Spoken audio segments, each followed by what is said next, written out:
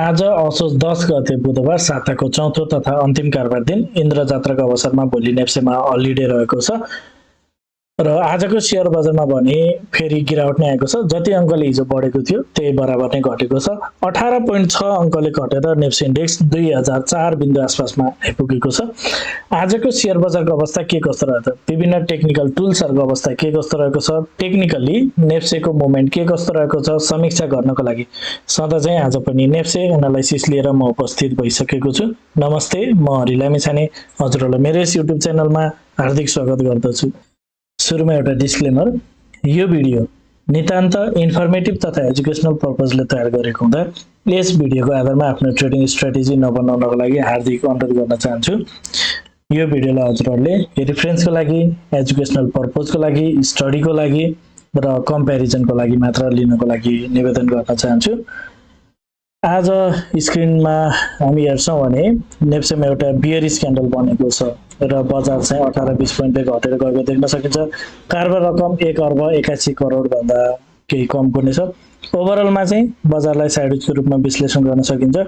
जुन यो एउटा ठुलो एउटा बुलिश क्यान्डल बनेको थियो, अहिलेसम्म चाहिँ क्यान्डल चाहिँ त्यो भित्र नै बनिरहेको छ। यो क्यान्डलको हाई र लो ब्रेक गरेको छैन, त्यो भित्र नै लगभग 4वटा क्यान्डल चाहिँ बनेको देख्न सकिन्छ। ओभरअलमा साइडवेज रहेको छ मार्केट भनेर हामीले व्याख्या गर्न सक्छौँ। अब आजको इन्ट्राडे चार्ट हेरौँ। आज बजार ओपन भए लगतै सुरुवाती चरणदेखि नै बजारमा केही फल भएको देख्न सकिन्छ। सुरुवाती चरण बजार केही तल आयो, फेरि केही बजार माथि जाने प्रयास गरे पनि बजार त्यति सफल भएन र बजार चाहिँ एकरो घट्दो क्रममा नै रहेको देख्न सकिन्छ। यसरी सुरुवाती चरणदेखि नै बजार केही तल आयो, फेरि माथि माइनर स्विङ, दुईटा स्विङ दिएर अल्टिमेटली बजार चाहिँ तल नै गएको देख्न सकिन्छ। तर आजको डेको लोएस्ट पोइन्टबाट चाहिँ बजार माथि नै फर्केर केही माथि नै उक्लेर चाहिँ बन्द भएको छ। डे लोबाट चाहिँ अलिकति माथि नै गएर चाहिँ बजार अन्तिममा राम्रो एउटा मुभ आएको देख्न सकिन्छ। तर ट्रेन्ड के छ भनेर यदि हामीले हेर्छौँ भने बजारले चाहिँ एउटा टप लगाइसकेपछि चाहिँ डाउन ट्रेन्डको च्यानल चाहिँ क्रिएट गर्न सुरु गरिसकेको थियो र अगाडि यो लेभललाई चाहिँ बजारले होल्ड गरिरहेको थियो 2000 को लेभललाई। यहाँबाट केही माथि जाने प्रयास गरेर माथितिर सस्टेन गर्न सकेन र अहिले चाहिँ त्यो लेभललाई ब्रेक गर्दै तलतिर गएर छ। ओभरअलमा 2040 को टप लगाइसकेपछि चाहिँ बजार डाउन ट्रेन्डको च्यानलमा रहेको हामी देख्न सक्छौँ र अगाडि हामीले साइडवेज मार्केट भनिरहेकोमा त्यो साइडवेजको चाहिँ ब्रेकडाउन भएको देख्न सकिन्छ र बजार चाहिँ 5 मिनट टाइम फ्रेममा नि घट्दो क्रममा देखिएको छ। यो बजारले यो घट्ने क्रममा चाहिँ केही माथितिर चाहिँ सुधार भएको छ। यसको इफेक्टले आगामी दिनमा बजार केही माथितिर जान सक्ने अनुमान गर्न सकिन्छ। अब 15 minutes time frame, 15 minutes time फ्रेममा बजारले एउटा टप लगाइसकेपछिको इन्टरनल च्यानल चाहिँ बजारमा बियरिश स्ट्रक्चर बनेको छ, तर ओभरअलमा चाहिँ मार्केटको स्ट्रक्चर चाहिँ बुलिस नै रहेको हुनाले हामीले यो टाइपको स्ट्रक्चर चाहिँ मार्केटमा एक्सपेक्ट गर्न सकिन्छ। बजार 2040 को टप लगाइसकेपछि बजार चाहिँ तल आउने क्रममा 1975 देखि 1960 को लेभलबाट फेरि पनि यसरी माथितिर जान्छ भनेर ओभरअल सिनारीमा बजारले यो हाई भन्दा यो हाई चाहिँ माथि बनाएको हुनाले बजारमा चाहिँ यो टाइपको स्ट्रक्चर बन्छ कि भनेर हामीले हेर्न सक्छौँ। तर 15 minutes time frame ओभरअलमा zigzag pattern छ। अगाडि पनि यो लोलाई ब्रेक गरेर लोवर लो बनाएको थियो, साइमल्टेनियसली हायर हाई बनाएको छ। यो मैले अगाडि पनि हजुरलाई सेयर गरेको कुरा बजारमा हामीले सोचेको जस्तो जुन अहिले यसरी माथि जान सक्छ भन्ने हिसाबको हाम्रो यो स्ट्रक्चर छ, यो नहुन पनि सक्छ, किनभने लगानीकर्तालाई चाहिँ मार्केटले ट्र्यापमा पार्न खोजेको जस्तो चाहिँ हामी बुझ्न सक्छौँ। बजारले यो लोलाई ब्रेक गर्दै बजार चाहिँ फेरि पनि डाउन ट्रेन्डको च्यानल पनि क्रिएट गर्न सक्ने पोसिबिलिटी उत्तिकै रहेको छ।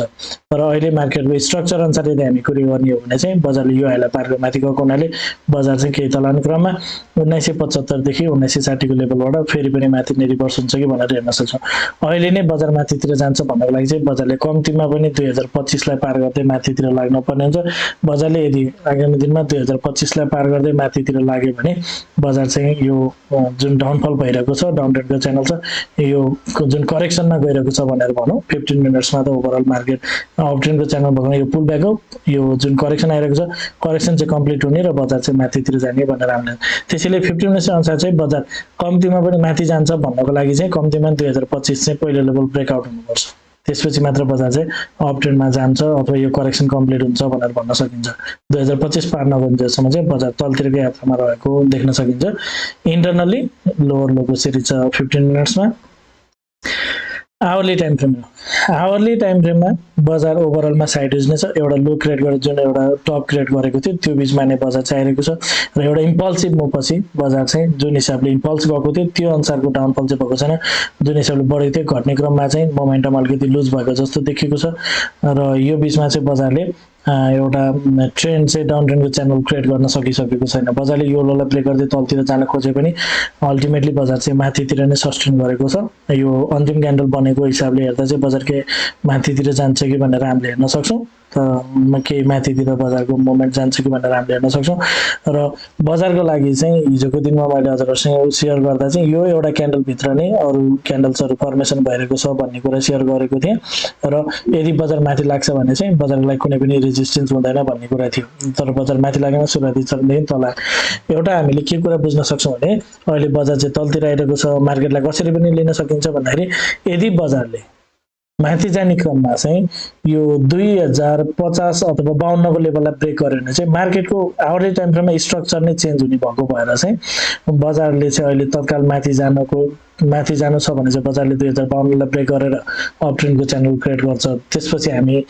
डेली टाइम फ्रेम अनुसार 2150 देखि 2200 को टार्गेट सेट गर्न सक्छौँ अहिले यो आवरली टाइम फ्रेममा चाहिँ मार्केट स्ट्रक्चर नै चेन्ज हुने भएको हुनाले यो 2052 चाहिँ महत्त्वपूर्ण लेभल छ भन्ने कुरा मैले हजुरहरूलाई हिजोको भिडियोमा नै सेयर गरेको थिएँ बजारले चाहिँ यो लेभललाई पार गरेको छैन भन्नुपर्छ बजार चाहिँ माथि जानको लागि चाहिँ तयार नभएको रूपमा पनि हामीले यो कुरालाई विश्लेषण गर्न सक्छौँ अन्तिमको क्यान्डल हेर्दाखेरि चाहिँ बजार केही माथितिर जान्छ कि जस्तो चाहिँ देखेको छ तर अगाडि पनि यही किसिमको बजार तलतिर नगए अल्टिमेटली तलतिर चाहिँ फल भएको छ सो यहाँ के हुन्छ त्यो हेर्न बाँकी नै छ र इन्टरनल स्ट्रक्चरमा मार्केट केही राम्रो देखिए पनि ओभरअलमा चाहिँ बजारले 2052 लाई ब्रेक नगरेसम्म चाहिँ बजार राम्रो नहुने हामी बुझ्न सक्छौँ यदि माथितिर लाग्दैन भने बजारले चाहिँ पुनः फेरि अर्को नयाँ लो बनाउन जान सक्ने पोसिबिलिटी यतिकै छँदै नै छ अब डेली टाइम फ्रेममा आज एउटा बियरिश क्यान्डल बनेको छ र डेली टाइम फ्रेममा पनि यतिखेरसम्म हामी हेरिरहँदाखेरि चाहिँ जुन एउटा ठुलो बुलिश क्यान्डल बनेको छ त्यो बिचमा नै बजार चाहिँ चलिरहेको हुँदा बजार चाहिँ कम्प्लिटली साइडवेज रहेको रूपमा हामीले विश्लेषण गर्न सक्छौँ आज एउटा बियरिश क्यान्डल बने पनि बजारले चाहिँ इन्टरनल स्ट्रक्चर यो एउटा ठुलो क्यान्डल भित्रको अरू क्यान्डल्सहरूको कम्बिनेसन हेर्दा बजार चाहिँ तलतिरबाट चाहिँ प्राइस रिजेक्सन भएको देखिएको छ आगामी दिनमा अब बजार कुन हिसाबले अगाडि बढ्छ त्यो हेर्न जरुरी छ यदि माथितिर लाग्छ भने यो डे टु डे क्यान्डल हेर्दा चाहिँ माथितिर लाग्छ भने माथितिर चाहिँ अब बजारको लागि चाहिँ कुनै पनि किसिमको त्यस्तो स्ट्रङ सप्लाई जोनहरू चाहिँ नरहेको रूपमा हामीले हेर्न सक्छौँ इन्टरनल क्यान्डलहरू छ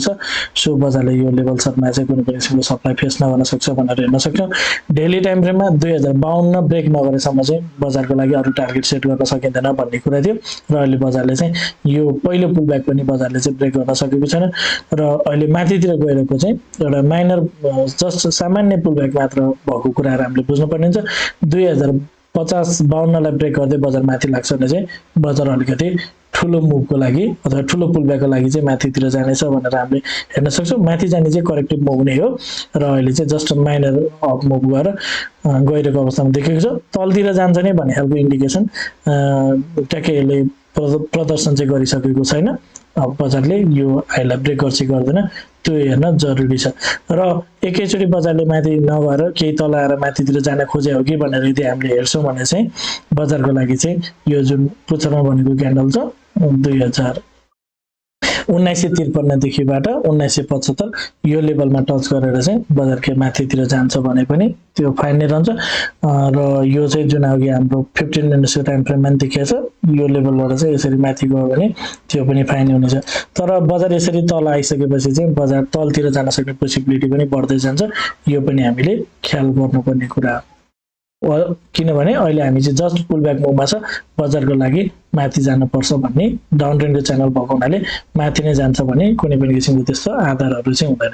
यदि हजुरहरू त स्मार्ट मनी कन्सेप्ट एडभान्स लेभलको टेक्निकल एनालाइसिसको कोर्स गर्न चाहनुहुन्छ भने कृपया स्क्रिनमा देखाएको नम्बरमा सम्पर्क गर्नुहोला साथै मेरो सल्लाहमा सेयर खरिद बिक्री गर्न चाहनुहुन्छ मेरो सजेसनमा यदि हजुरहरू आफ्नो सेयर पोर्टफोलियो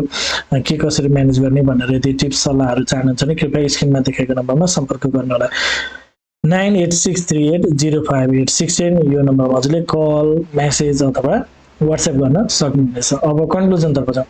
5 मिनट्स टाइम फ्रेममा घटिरहेको बजार घट्दो क्रममै देखेको छ। अन्तिममा एउटा राम्रो मुभ भएको भएर यो 5 मिनट्स अप्सनले गर्दा बजार केही थोरै माथितिर जाला कि भनेर हामीले हेर्न सक्छौँ। तर बजार माथि जाने क्रममा 2025 चाहिँ बजारले पार नगर्न सक्छ भनेर हामीले हेर्न सक्छौँ।